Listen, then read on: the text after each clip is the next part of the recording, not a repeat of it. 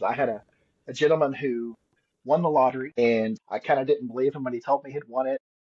He said he wanted to cash a check, and I thought, that's not how that rolls. We're not just going to cash a check that we can't verify, saying you're a seven-figure lottery.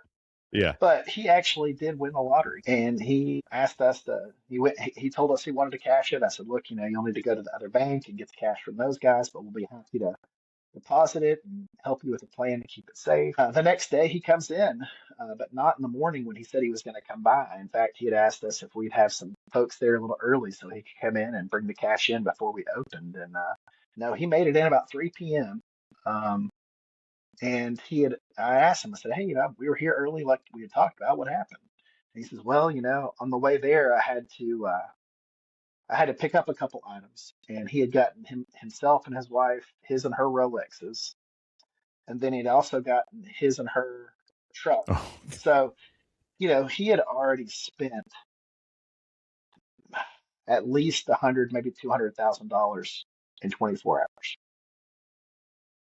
So, wow. in a year or so Wow. later, I think he was worse off than where he started. So, Mm. I'm not exaggerating that. That's one of those.